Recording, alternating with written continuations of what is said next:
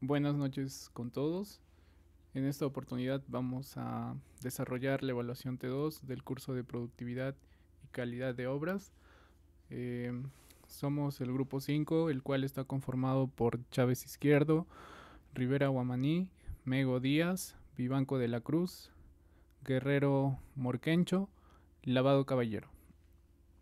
Eh, a continuación se va a presentar el tema que vamos a desarrollar, que trata sobre estudiar y describir la valorización y liquidación de obras, control de pérdidas en obra y aplicaciones de metodologías ágiles, el BIM como propuesta de mejora continua, orientados a obras en la especialidad de puentes, tal como se muestra en la lámina de la diapositiva.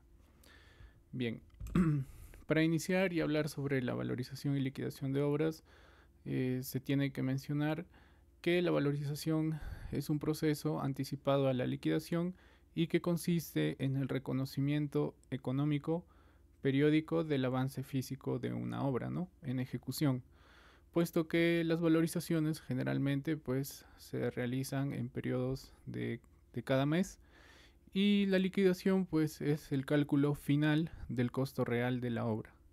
Ambos procesos obviamente están regulados, están dentro del marco de la Ley de Contrataciones del Estado, o bueno, actualmente conocida como la Ley de Contrataciones Públicas y su reglamento, ¿no? Entonces, es importante tener en cuenta que muchas obras, no solamente de puentes, sino de todas las especialidades, pues están algunas con la normativa actual y otras pues que están con la normativa antigua, ¿no? Que hace referencia a la ley de contrataciones del Estado, la 3225, que obviamente fue reemplazada este 22 de abril por la nueva ley de contrataciones públicas, la 32069. Entonces, teniendo en cuenta esto y definido el marco legal, voy a pasar a explicar sobre el proceso de valorización, que consiste pues en un proceso que se desarrolla mes a mes y que básicamente consiste en cuantificar el avance físico ejecutado, ¿no? Realizar una cuantificación económica respecto al avance físico ejecutado de la obra en un periodo determinado, ¿no? Generalmente mensual, como se muestra. Y bueno, la elaboración de la valorización, pues para ello se tienen en cuenta los metrados, también se realiza un cálculo. Y bueno, en los metrados, pues obviamente el contratista tiene que cuantificar el trabajo que va ejecutando de acuerdo a las partidas durante el mes y obviamente pues que tiene que estar de acuerdo a los planos y a las especificaciones técnicas, ¿no? Del expediente técnico. Eh, en obras de puentes, pues obviamente esto incluye las partidas eh, más representativas, como por ejemplo las partidas de inicio de obra, que generalmente son movimiento de tierras, las excavaciones para cimentaciones, las mismas cimentaciones, ¿no? Puedan ser pilotes, zapatas, los estribos de los extremos del puente, las pilas de la superestructura, las vigas, la losa, los accesos, señalización, etcétera. Todas las partidas que se contemplen en el expediente. Ahora, para el cálculo de la valorización, pues se realiza un factor en el cual este producto consiste en relacionar el metrado del avance por los precios o costos unitarios que estén estipulados en el contrato, ¿no? Eso hace referencia obviamente al sistema de precios unitarios y lo que se considera también es un porcentaje de avance físico a la estructura de precios, ¿no? Eso va a depender también del tipo de contratación y modalidad de ejecución, ¿no? Puesto que si es que se considera a suma alzada, pues obviamente que ya se está teniendo en cuenta que la obra ya está definida y pues obviamente por ser modalidad a suma alzada, pues en este caso la contratista, ¿no? O la ejecutora pues no podría pedir adicionales, puesto que al asumir esta modalidad pues implica que ya se tiene definido todo, ¿no? Entonces, para precios unitarios la valoración es parecida, se considera la sumatoria del metrado ejecutado por el precio unitario contratado, ¿no? Y para suma alzada, como ya lo mencioné anteriormente, para la valorización se considera el metrado ejecutado por el precio unitario del presupuesto referencial por el factor de relación, ¿no? En este caso, obviamente, este factor de relación se tiene que considerar la propuesta económica, en este caso del contratista, pues, ¿no? Ahora, para la valorización, que bueno, es el pago periódico por el avance físico real del puente, en puentes el procedimiento es más técnico porque involucra varios componentes estructurales, ¿no? En este caso, lo primero que se considera, pues obviamente, es identificar las partidas del puente. El avance se valora por partidas, ¿no? Y pues obviamente en las partidas pues se tienen partidas de infraestructura, desde la cimentación, que consta de partidas de excavaciones, pilotes, micropilotes, zapatas, estribos y pilares, ¿no? También obviamente el concreto armado, que involucra pues el concreto y obviamente el acero. Entonces, para continuando con la valorización, pues la aprobación y pago de esta, pues obviamente se realiza primero una prestación donde el contratista presenta el avalo al supervisor o inspector, ¿no? Y dentro de un determinado plazo, tal como lo indica la ley de contrataciones públicas, del mes siguiente, pues tiene que presentar en ese plazo de 5 días, ¿no? Del mes siguiente al valorizado. Entonces luego se procede a una revisión y una aprobación, donde el supervisor pues tiene que dar una conformidad técnica y pues remitir a la entidad, pues, ¿no? Obviamente la entidad también, a través de su subgerencia de estudios y proyectos, tiene que dar la conformidad de la valorización, ¿no? Entonces, posterior a ello, se pasa la aprobación a través de la entidad y pues normalmente, si es que hay observaciones, se tiene que levantar estas observaciones, y si no, pues la entidad tendría que ya pagar pagar la valorización, pues, ¿no? Bien, entonces, en resumen, la valorización, en este caso para puentes, se consideran los pasos de identificación de las partidas, tanto en infraestructura, en superestructura y en las obras complementarias, pues, ¿no? En la valorización de puentes, primero lo que se realiza es la medición del avance, donde el residente realiza, pues, obviamente, conjunto con su asistente técnico, el porcentaje de excavaciones, la cantidad de volumen de concreto, el metraje también del acero colocado, ¿no? En kilogramos, la longitud de las vigas montadas y obviamente el área de los tableros ejecutados, ¿no? El sustento, posterior a ello se realiza el sustento, y pues donde cada valorización debería incluir metrados ejecutados y firmados por el residente y supervisor, ¿no? La parte de calidad también a través de los ensayos de laboratorio y bueno, los planos y el registro fotográfico, pues, ¿no? Posterior a ello se realiza el cálculo económico, que ya les mencioné cómo se realiza, y adicionalmente se tiene que agregar los gastos generales, que incluye obviamente los fijos y los variables, la utilidad y el coeficiente de reajuste a través de la fórmula polinómica, pues, ¿no? Entonces, para el paso 4 se realiza la revisión y conformidad, que está a cargo de supervisión, y bueno, se emite la valorización también, pues, ¿no? Si es que está conforme. Y finalmente, pues, se realiza el pago de la valorización. Ahora, vamos a pasar al tema de liquidación de obras, y para la liquidación, pues, lo que se realiza es la finalización de los metrados reales de obra, ¿no? Ejecutados en obra. Entonces, para ello se tienen que determinar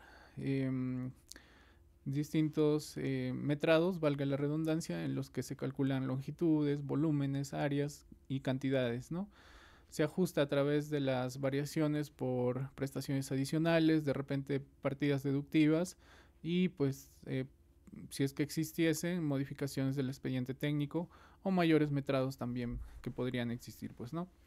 Los costos incluidos en la liquidación, obviamente se tiene que considerar los costos directos, los costos indirectos, que hace referencia a los gastos generales, ¿no? Y también la utilidad, los ajustes a través de la fórmula polinómica, teniendo en cuenta pues el coeficiente de reajuste K, que tiene que ver directamente o está relacionado directamente con los monomios y bueno, con los índices unificados, ¿no?, de los insumos. Además, los adicionales y los deductivos, ¿no? También se tiene que presentar una documentación requerida.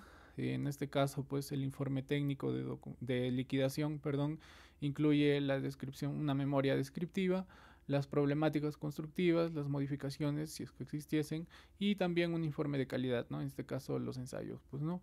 Acompañado de los cuadros de metrados finales, las valorizaciones acumuladas que se hayan realizado, el estado del pago final, los adicionales y deductivos aprobados. También, obviamente, los planos, el acta de recepción de obra. Muchas veces también se incluye el acta de entrega de terreno y los informes, ¿no?, de la supervisión y también de la parte ejecutora, en este caso del residente. Para el resultado de la liquidación, lo que se debe obtener, pues, una opinión a favor del contratista o a favor de la entidad, pues, ¿no? Entonces, obviamente, pues, eh, si es que es a favor del contratista, si la obra realmente costó más y está sustentado y aprobado, obviamente es a favor del contratista. Y si está a favor de la entidad, básicamente se refiere a si es que hubo deductivos o metrados que no se ejecutaron, ¿no? Entonces el resultado finalmente se formaliza con un acta de liquidación final del contrato, ¿no?, aprobada. Más o menos ese es el proceso de liquidación que, bueno, ya la mayoría seguramente conoce, en donde se inicia con la recepción de obra, luego ya se realizan las valorizaciones y finalmente pues se realiza la liquidación y posterior a ello pues se somete a una revisión y bueno, la entidad va a ver si es que se observa y si es que no se observa para que la contratista pueda levantar las observaciones y finalmente pues se apruebe la liquidación, pues, ¿no? Bien, ahora vamos a pasar al tema de control de pérdidas. En este caso, como les había mencionado sobre la liquidación, se tienen en cuenta distintos aspectos como los gastos generales, las utilidades, los impuestos, las deducciones, el cálculo del monto final de la obra. También se está considerando la aprobación y cierre del contrato, ¿no?, como les había mencionado anteriormente. Entonces, algo importante que se debe considerar también es si cuando se realiza el cierre del contrato se debe liberar la garantía que se consideró inicialmente previo a la ejecución, pues, ¿no? Bien, ahora, pasando al control de pérdidas en una obra de un puente. Generalmente para el control de pérdidas y flujo de supervisión de obra, en este caso, pues, específicamente hablando de proyectos en puentes, lo que se tiene en consideración pues son los tipos de pérdidas, ¿no? En este caso tendríamos las pérdidas de materiales, las pérdidas en tiempo, las pérdidas económicas, las pérdidas en calidad y las pérdidas también en seguridad, pues, ¿no? Obviamente las pérdidas materiales se refiere a los insumos, ¿no?, al exceso, por ejemplo, o a las pérdidas en materiales de acero, de concreto, la mala dosificación en los diseños de mezcla, el deterioro de los materiales por mala manipulación o muchas veces por problemas de almacenamiento, el desperdicio, obviamente, en este caso que se muestra de encofrado en la madera, ¿no?, generalmente pues un 5%, perdón, 10%, y la pérdida en los agregados también, en el acarreo, en el transporte, en el acopio, ¿no? Entonces, eso es normal, es común. Lo que sí es importante es que siempre se tenga un control de pérdidas, en este caso de materiales. En las pérdidas de tiempo, pues obviamente retrasos, ¿no?, por falta de materiales, a veces por problemas en el transporte, por fallas en los equipos, retrasos o bueno, pérdidas de tiempo por paradas, por condiciones meteorológicas, ¿no?, sin previa planificación, o también por errores, ¿no?, en replanteos o en los diseños, ¿no? Entonces, eso es la consideración en pérdidas de tiempo. Para las pérdidas económicas, pues obviamente los sobrecostos, muchas veces en metrados que están mal calculados o mal cuantificados, los rendimientos en la mano de obra y también los gastos imprevistos por la mala programación, ¿no? Las pérdidas de calidad hace referencia, por ejemplo, al concreto que estaba fuera de especificación, ¿no? Puede ser, por ejemplo, en el tema de los requerimientos para la resistencia a la compresión del concreto, y pues también los defectos en soldaduras, ¿no? Podría ser también el mal posicionamiento del acero, la falla en la compactación o el curado, que muchas veces eh, pasan un control de calidad para que se consideren aptos, ¿no? Las pérdidas en seguridad también, muchas veces los obreros se accidentan por falta de equipos de protección personal, los trabajos en altura que también representan riesgos y que muchas veces pues terminan en caídas desde alturas, y el mal manejo también de las cargas pesadas, ¿no? Entonces, entre otras más. Esas son las principales pérdidas que se consideran normalmente en una obra, en una ejecución de obras de puentes. Y pues para el control o los métodos de control que se están considerando, pues generalmente para los materiales, el control con Cardex, ¿no? El registro en almacén también, el pesaje y cubicación diaria. Muchas veces también se tiene que hacer un control o un informe de indicadores KPI para el tema del almacenamiento de materiales. Y bueno, el pesaje y cubicación diaria, el control de las guías, ¿no? Vales de salida, hojas de recepción, los inventarios que se realizan también periódicamente. Entonces, esos se pueden considerar como técnicas o instrumentos o herramientas, en este caso, de control de materiales.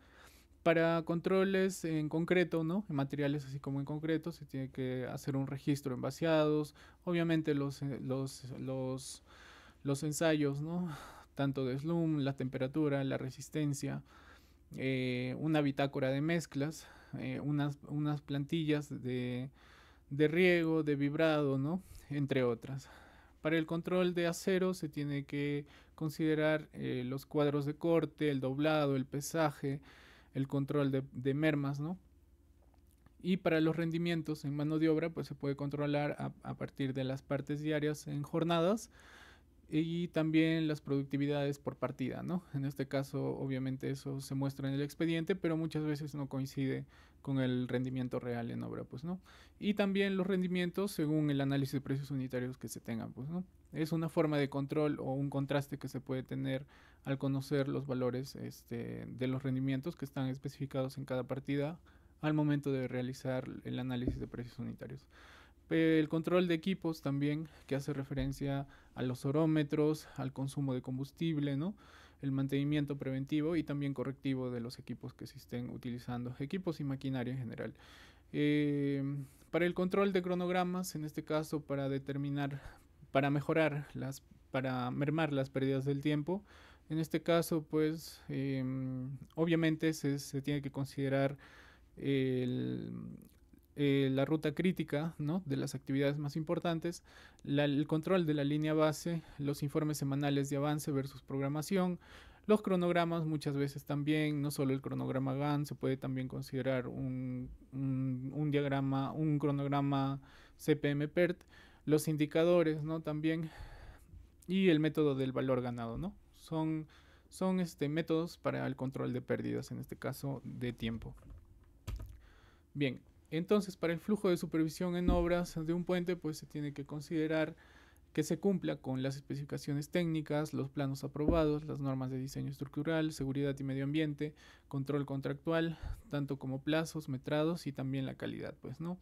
Este flujo puede iniciar con el inicio del proyecto, la revisión del expediente, obviamente, a través el residente hace su informe de compatibilidad técnica y también el supervisor lo aprueba, pues, ¿no? La verificación del terreno, de los accesos, el medio ambiente y medio ambiente, ¿no? El replanteo y la aprobación de la línea base del cronograma, de los cronogramas y también la aprobación de los cronogramas de insumos, ¿no? En este caso de materiales y proveedores. La supervisión diaria de obra en campo, que pues consta básicamente de la constante revisión del replanteo, de los niveles. También está el control de las excavaciones en la cimentación y cimentaciones, el control de acero y encofrado también, el control de concreto, el control de elementos estructurales del puente, el control en seguridad y el control en medio ambiente, pues, ¿no? Eso sería respecto al flujo y supervisión de una obra en puentes. Y vamos a pasar ahora a las metodologías, bueno, un breve resumen de la documentación en supervisión, los informes diarios, las solicitudes de aprobación, ¿no? Las órdenes de cambio o de adicionales, las no conformidades y levantamientos, las valorizaciones mensuales que también se consideran, las reuniones de control semanales y mensuales y también el cierre de obra, pues, ¿no? La supervisión final, donde van ya las pruebas, en este caso para puentes serían las pruebas de carga, los ensayos finales, las conformidades técnicas, las entregas de planos de cómo construir y también la liquidación técnica y económica, pues, ¿no? Entonces, eso sería más o menos el flujo que se sigue en una obra, o bueno, es el flujo que normalmente se tendría que realizar la supervisión en una obra de un puente, pues, ¿no? Bien, ahora vamos a pasar sí a la aplicación de las metodologías ágiles. En este caso vamos a considerar a la metodología BIM como propuesta de mejora continua. Y bueno, bien, las metodologías ágiles pues hacen referencia a procesos que realizan una retroalimentación en cada proceso, valga la redundancia, ¿no? O bueno, en cada fase. Entonces, como menciona, se adopta un enfoque ágil basado en marcos como el Scrum y Kanban, ¿no? Que son retroalimentaciones que se generan en cada proceso para favorecer obviamente la flexibilidad y la mejora continua durante el ciclo de vida de un proyecto, ¿no? Los elementos principales que se consideran pues obviamente son las iteraciones cortas para el proceso de mejora continua o para la entrega continua de los avances, ¿no? En este caso para facilitar la detección temprana de desviaciones. Las reuniones de seguimientos, ¿no? Como los daily stand-up, los reviews también y las retroalimentaciones, ¿no? Para alinear el equipo y también mejorar los procesos. Es bueno, se puede considerar como un seguimiento, ¿no? La priorización de tareas también mediante tableros Kanban o, o también para asegurar las actividades críticas que obviamente se tendrían que tener prioridad de ejecución en ellas, ¿no? La colaboración multidisciplinaria que siempre va a ser muy esencial en este caso si se habla de metodologías ágiles, puesto que la colaboración interdisciplinaria o multidisciplinaria pues aporta de manera integral el desarrollo de un proyecto, ¿no? En cualquier tipo de disciplina. Entonces la comunicación constante entre diseño, obra, ingeniería y gestión es lo que se genera al momento de realizar una colaboración multidisciplinaria.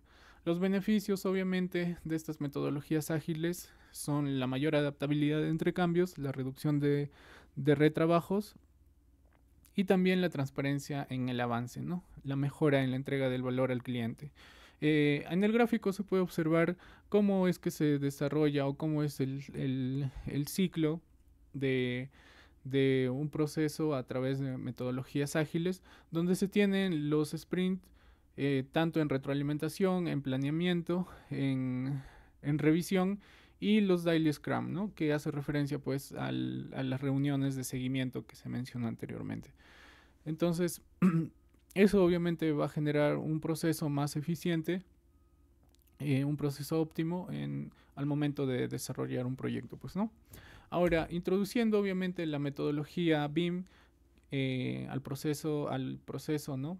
O como propuesta de mejora continua, en puentes, como en cualquier otro proyecto de inversión pública, la metodología BIM se tiene que implementar en el sector público, así como lo viene haciendo en el privado, a través obviamente de las modificaciones de la ley de contrataciones que ya va sufriendo a lo largo del tiempo, ¿no? Entonces, en nuestro país tenemos hasta el 2030 para que se implemente la metodología BIM en el sector público, ¿no? Háblese de gobiernos, bueno, de sectores, ¿no? En este caso, los ministerios, los gobiernos regionales, los gobiernos locales y también el gobierno central va a tener que implementar hasta el 2030 pues la metodología BIM en todos los proyectos de inversión pública que tengan que desarrollar, pues, ¿no?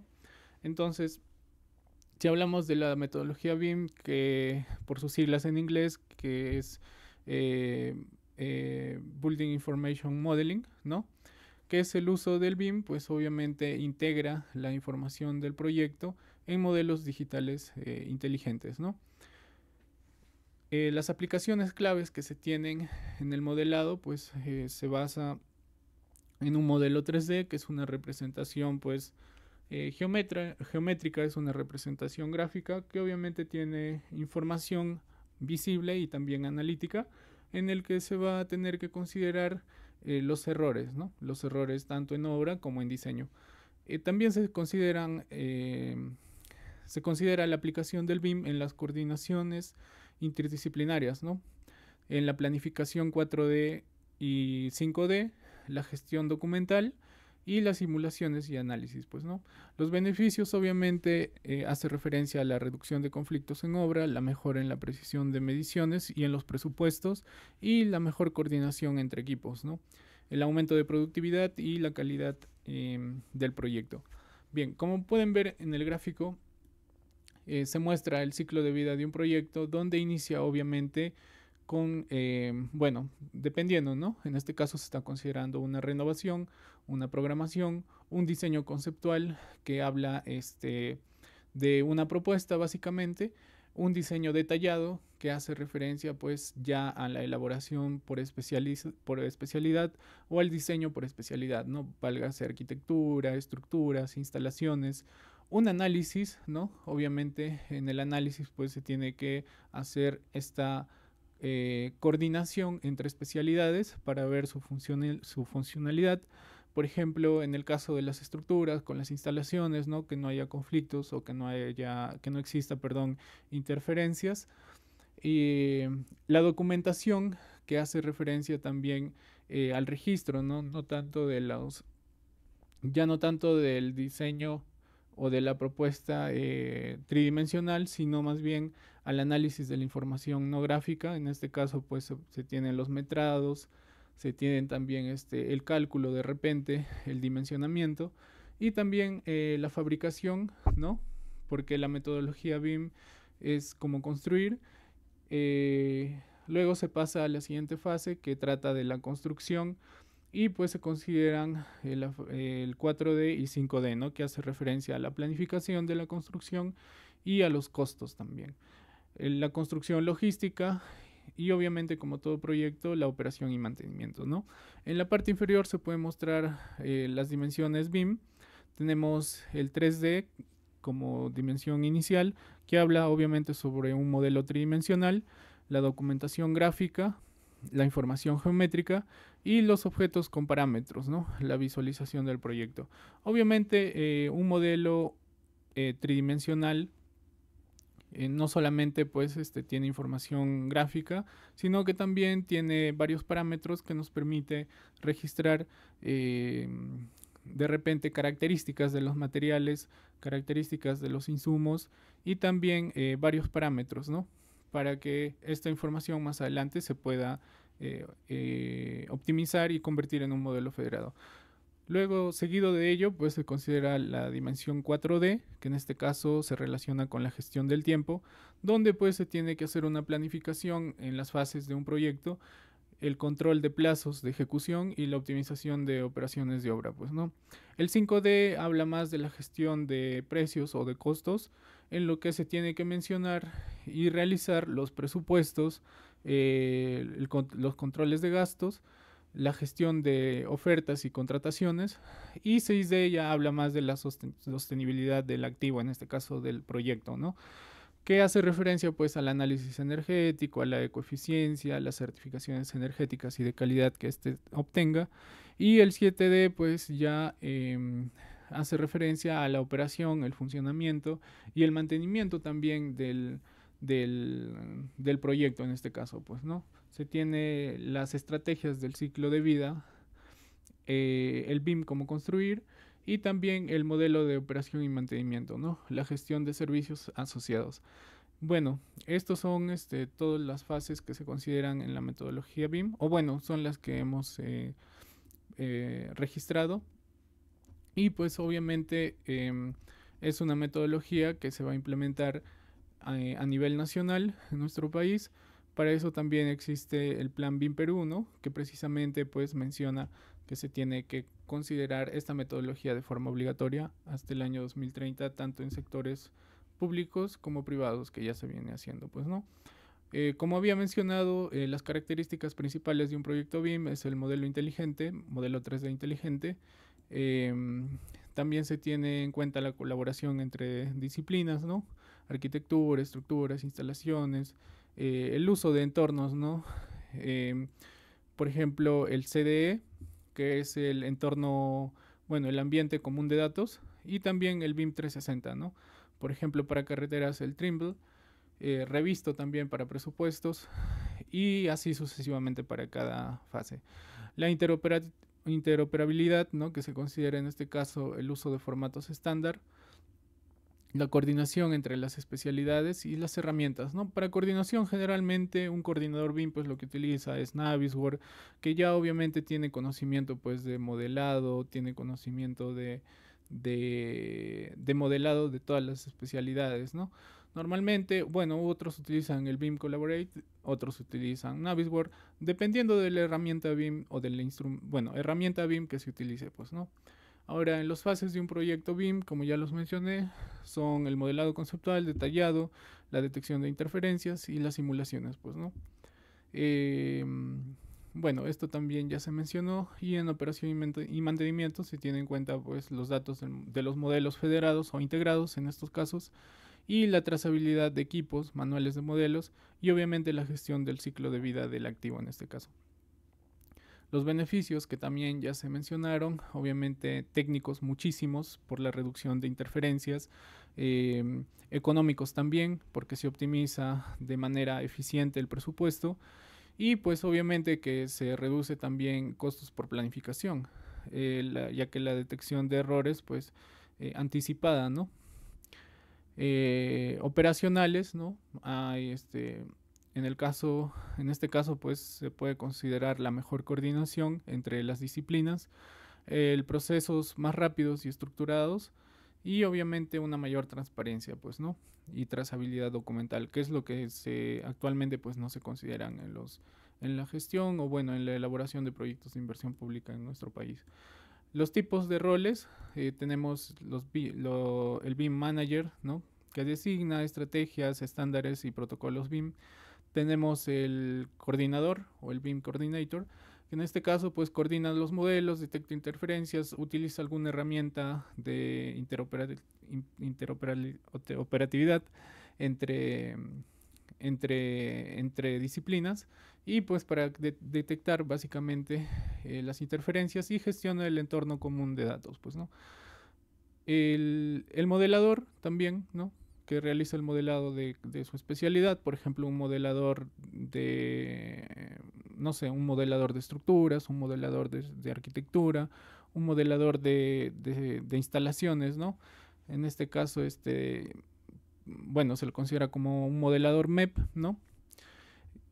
También se tiene los stakeholders que pues revisan los avances mediante visualizaciones del modelo, pues, ¿no?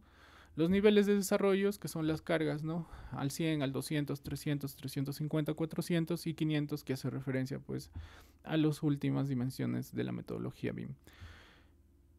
La aplicación de la metodología BIM en proyectos de infraestructura como puentes, se tiene obviamente el modelado integral, que hace referencia pues a las partidas, a todas las partidas, el terreno, las cimentaciones, los pilotes, los estribos, tableros, el drenaje, etcétera. La coordinación, ¿no? Que ya les mencioné, que habla sobre la detección de interferencias entre especialidades, por ejemplo, estructuras, instalaciones, los elementos, las instalaciones mecánicas o mecánico-eléctricas también, y la simulación en 4D que habla sobre el ensamblaje, ¿no? Cómo va a ser este proceso constructivo del ensamblaje, la optimización de cronogramas, ¿no? El control de costos en el 5D, en la dimensión 5, que hace pues referencia a la extracción automática de cantidades, la actualización dinámica del presupuesto y finalmente pues ya las últimas dimensiones que hacen referencia a cómo construir, ¿no? De manera digital. Bueno, eso sería todo el desarrollo de la metodología BIM en puentes y pues sería toda la participación de parte de nuestro grupo en el desarrollo de la evaluación T2. Bueno, muchas gracias.